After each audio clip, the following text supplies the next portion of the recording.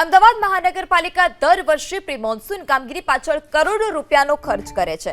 તેમ છતાં શહેરમાં પાણી ભરાવાથી લઈ વૃક્ષો ધરાશાયી થવાની ઘટના બને છે।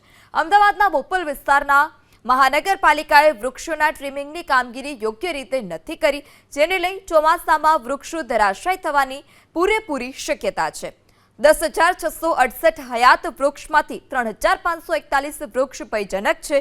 મનપાના દાવા અનુસાર 3,541માંથી 3,322 વૃક્ષના ટ્રીમિંગની કામગીરી પૂર્ણ કરવામાં આવી છે। જોકે બોપલ વિસ્તારમાં વૃક્ષોના ટ્રીમિંગની કામગીરી થઈ હોય તેવું આ દ્રશ્ય પરથી નથી લાગી રહ્યું।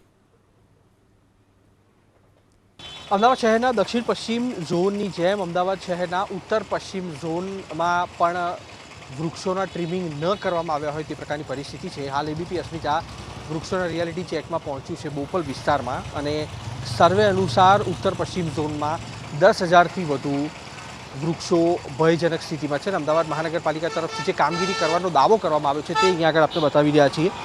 સૌથી પહેલાં આંકડાકીય માહિતી પર નજર કરીએ તો ઉત્તર પશ્ચિમ ઝોનના 56 જેટલા રોડ ઉપર 10,668 જેટલા હયાત વૃક્ષ છે, તેમાંથી 3,541 જેટલા વૃક્ષ ભયજનક છે અને 3,322 વૃક્ષો છે તેને ડાળીઓ અને વૃક્ષ ટ્રીમ કરવાની કામગીરી કરાઈ છે। પરંતુ આ જે દ્રશ્યો છે તે બોપલ વિસ્તારના છે।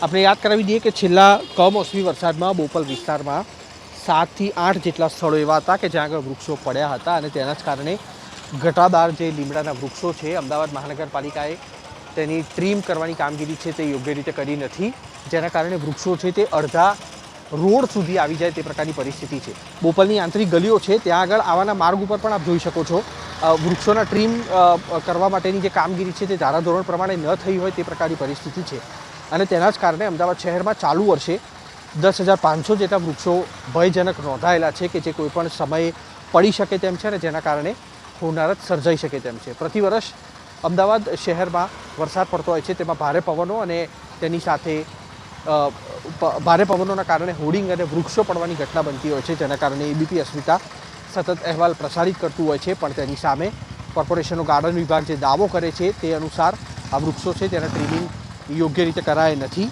જેના કારણે થઈને આગામી ચોમાસામાં પણ એટલે કે એક અઠવાડિયા બાદ જે વિધિવત વરસાદ શરૂ થશે તે વખતે અમદાવાદ શહેરના નાગરિકોની મુશ્કેલીમાં વધારો થઈ શકે તે પ્રકારના હાલ એંધાણ જોવા મળી રહ્યા છે। કેમેરામેન અવનીશ તિવારી સાથે કુશાંક સોની, એબીપી અસ્મિતા, અમદાવાદ।